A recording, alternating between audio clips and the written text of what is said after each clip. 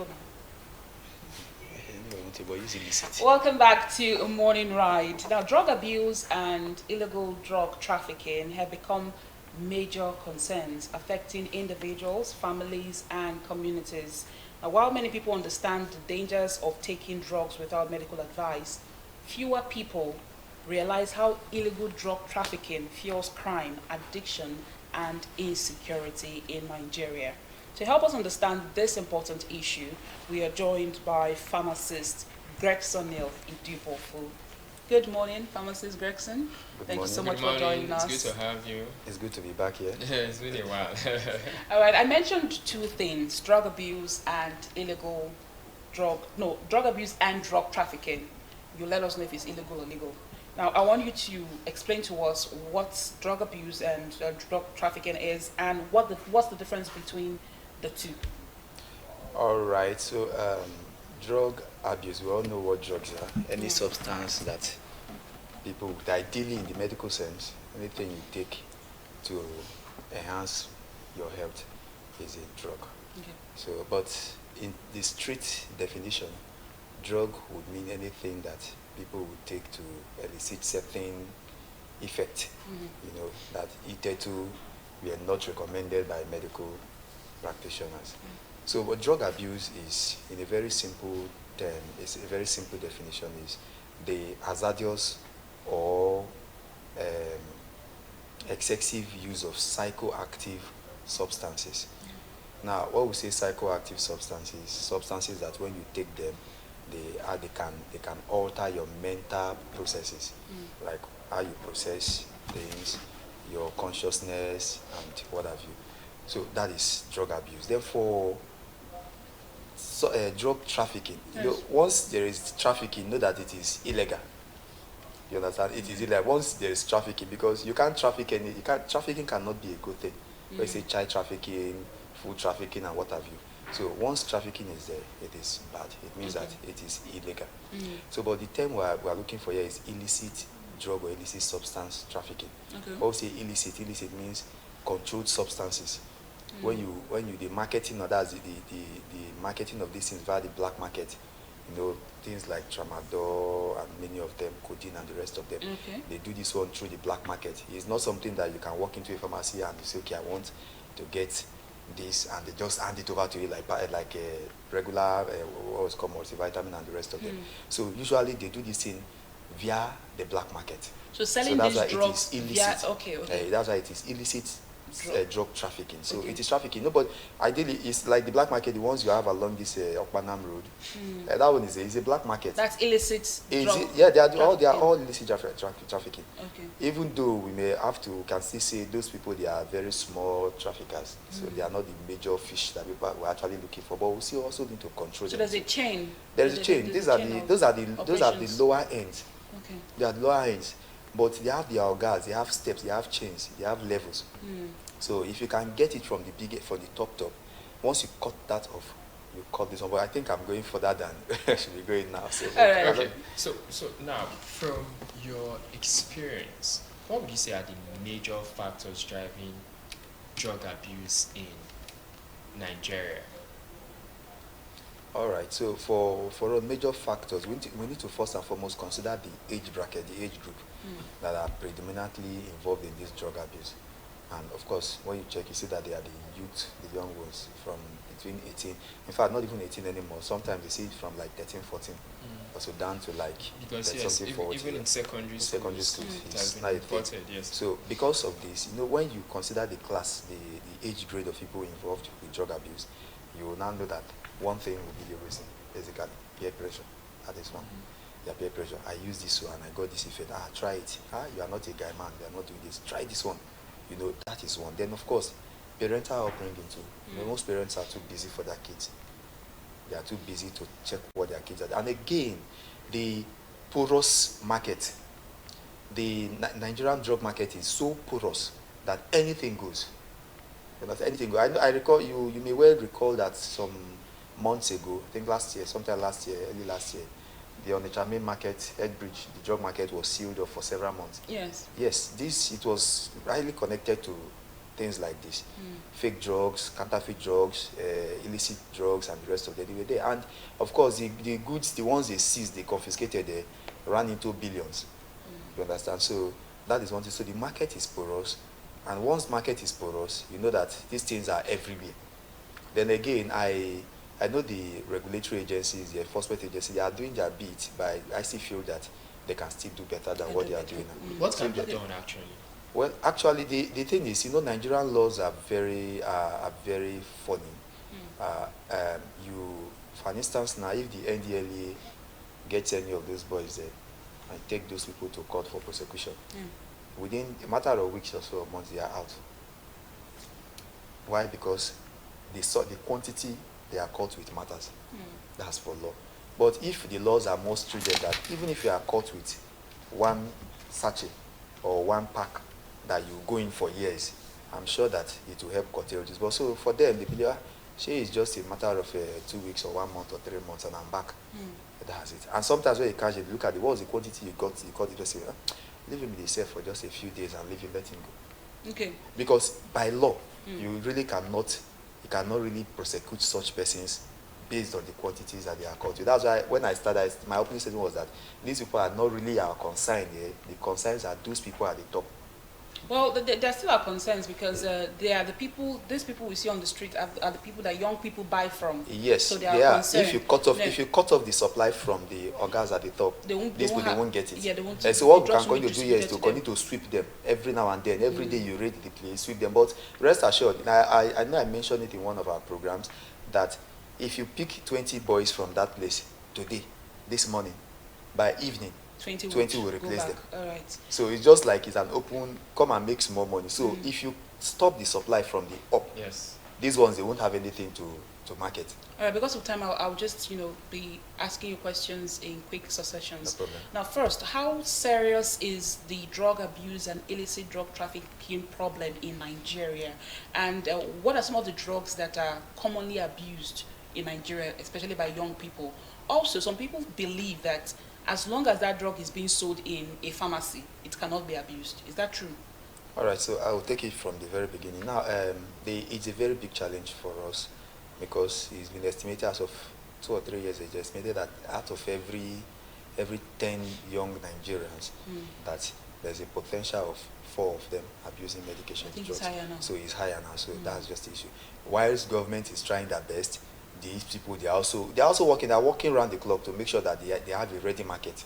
Because if you preach it, more like when you say repent, if people repent, people will not be doing street prostitution again. So they're always having avenues to lure people back into it. So that is it. They can either give you a discount, make it attractive, do club, organize. Of course, that is one thing they do. I think what that was in Port Harcourt or so. I don't know if it's happening in Delta State already. That they will club owners. They will organize, they do club, and they give free drugs. These free drugs are not coming from the club owners per se. It is from the owners. They will come in and give to the club owners at a discount or at almost free, so that they can use those ones to pull people into the club. And when you take, you get addicted to it. You want to get more, we don't have it too, but this is where you can go and get it. You understand? So that is on that. Yes, that is right. So they have marketing. They always market. They always churning out new ways to make sure that their products keep getting into the market. Big problem. It's a big problem, a very terrible one. So what are some of the drugs being abused? Well, the very common ones we know, some of them that are sold from the pharmacy, that you can get from the pharmacy, whether on prescription anyway. We have Tramadol, they call it different names, TM, Trams, and what have you. Then, of course, codeine is no longer, it's not supposed to be found in any pharmacy. That's codeine, it's been banned years ago. But people still find codeine, they still buy codeine. If you go to the open market now, you can buy cartons of codeine. So that's why I said the government agencies, they need to step up, because one thing is not only to catch the small sellers. Where are they getting this product from? Yes. You understand? Who are those letting them into the country? And like the agency should go around to monitor, like you said. Apart from the ones that they produce, Nigeria, they now produce some of these illicit substances in the country. Like the one we call Nkurumiri, methamphetamine. They produce it here in Nigeria. Here. Some months ago, they arrested some persons in Delta State around either around the Chubu or so thereabout. So they produce them here, some of these medications. Some of the ones people feel they are taking, like codeine or so. Initially, codeine was supposed to be for for cough, Cough. painful cough and the rest of them. But because of the way people are abusing it, it has to be banned. So those Now- drugs that we see in pharmacies, some of them can be abused? Yes, why not? Somebody can buy 50 milligram, which is allowable. 50 to 100 milligrams is allowed. It's legally allowed to be stocked in a pharmacy and dispensed on prescription. Somebody can actually get the 50 milligram tramadol and decide to take 6 at once to get the effect of the same 225 or 300 milligram that has been banned. It's abused. So that's why we always preach that even at the pharmacy, when somebody comes with a prescription, scrutinize the prescription. So now let's talk about the consequences, because now just like persons can be lured based on how the idea has been sold to them. When you talked about peer pressure, maybe a friend of yours, a classmate of yours tells you that once you take this is how you will feel, and it becomes enticing.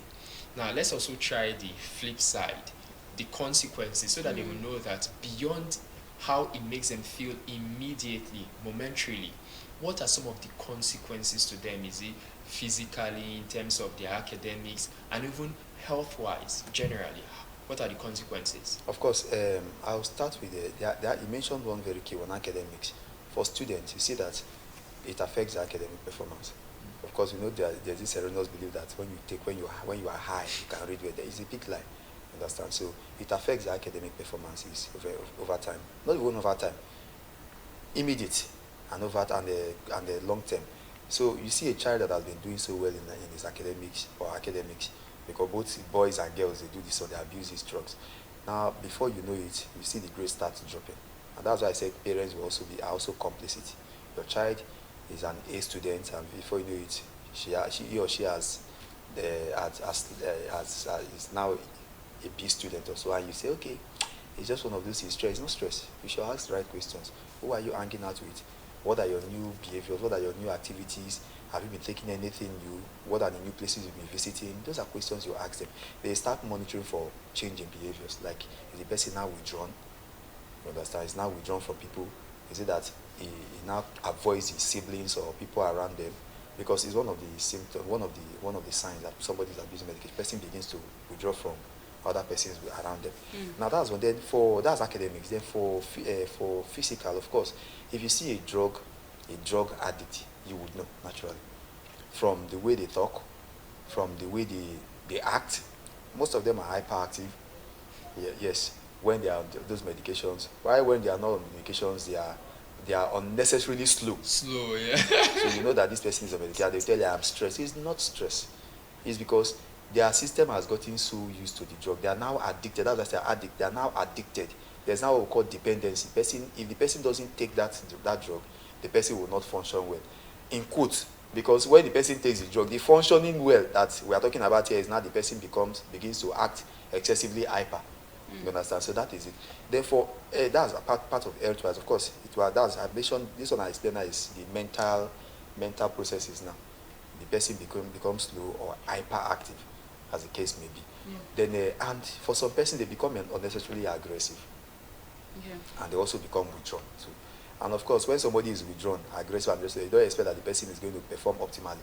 So productivity will drop for such persons. Okay, so aside from these psychological consequences, you've talked about the behavioral patterns, the symptoms we can watch out for.